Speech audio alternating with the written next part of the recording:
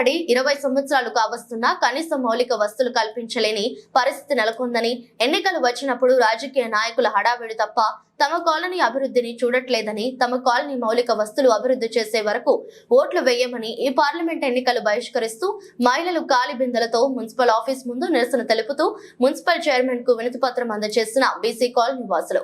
గారెడ్డి జిల్లా బొల్లారం మున్సిపల్ కార్యాలయం ముందు బీసీ కాలనీ మహిళలు కాలి బిందెలతో నిరసన చేసి తమ కాలనీకి మౌలిక వస్తువులు కల్పించేంత వరకు వచ్చే పార్లమెంట్ ఎన్నికలను బహిష్కరిస్తున్నామని కౌన్సిలర్ గోపాలమ్మతో కలిసి కమిషనర్ మంగతాయరకు వినతి పత్రం అందజేశారు. ఈ సందర్భంగా వారు మాట్లాడుతూ బీసీ కాలనీ ఏర్పడి 20 సంవత్సరాలు కావస్తున్నా కనీస మౌలిక వస్తువులైన త్రాగునీరు, రోడ్లు, వీధి దీపాలు, మురుగు కాలువలు కూడా లేకుండా నరకయాతన అనుభవిస్తున్నామని, ఎన్నికలు రాగానే రాజకీయ నాయకులు వచ్చి ఓట్లు వేయించుకుంటారే తప్ప తమ కాలనీ అభివృద్ధికి పాటుపడటం లేదని, మా కాలనీ అభివృద్ధి చేసే వరకు మేము ఓట్లు వేయమని, వచ్చే పార్లమెంట్ ఎన్నికలను బహిష్కరిస్తున్నామని వారు ఆవేదన వ్యక్తపరిచారు.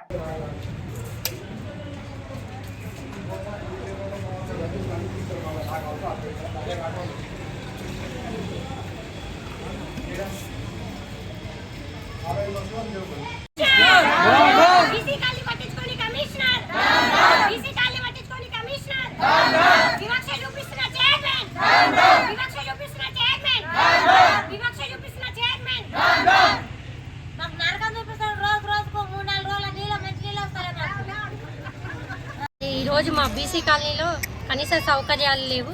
మరి మేము గెలిచిన 4 సంవత్సరాల నుంచి మేము ప్రజలకు హామీ ఇచ్చి పనులు చేస్తామని మేము అనుకున్నాము. మరి మేము ఎంతో పోరాడినా కానీ ఇప్పటివరకు మన మున్సిపాల్ నుంచి ఫండ్ పెట్టి ఒక 17 లక్షలతోనే ఒక మోజీ తప్ప ఇప్పటివరకు ఏం పనులు చేయలేదు. మరి ఎస్డిఎఫ్ ఫండ్ ద్వారా కొన్ని పనులు జరిగినాయి, ఎమ్మెల్యే ద్వారా అవి, అంతేగాని ఇప్పటివరకు మున్సిపల్ నుంచి ఎటువంటి పని చేయలేదు. ఇప్పుడు రాబోయే వర్షాకాలము మళ్ళీ అవే రోడ్లు ఉన్నాయి. జనాలకు చిన్నపిల్లలు వేసుకొని స్కూల్కి వెళ్ళాలన్నా కూడా చాలా ఇబ్బంది పడుతున్నారు. బైక్ల మీద పోయి కింద పడి దెబ్బలు తాకించుకొని హాస్పిటల్ పాలవుతున్నారు. కానీ ఇప్పటివరకు సమస్యలు పట్టించుకుంటలేరు. సమస్యలు పరిష్కారం అయ్యే దిశగా ఆలోచన కూడా చేస్తలేదు. ఇప్పుడు వివక్ష చూపిస్తున్నారు బీసీ కాలనీ అని అంటే బీసీ కాలనీ లేడీ అని, నేను బతకనికే వచ్చినా అని. మరి బతకనికే వచ్చిన వాళ్ళందరితోనే ఓట్లు వేయించుకుంటారు. మరి వాళ్ళ ఓట్లతో గెలిచి నాయకులు కావాలి, కానీ వాళ్ళ సమస్యలు తీర్చాలి కదా. ఇప్పటివరకు వాళ్ళ సమస్యలు కూడా తీర్చలేరు.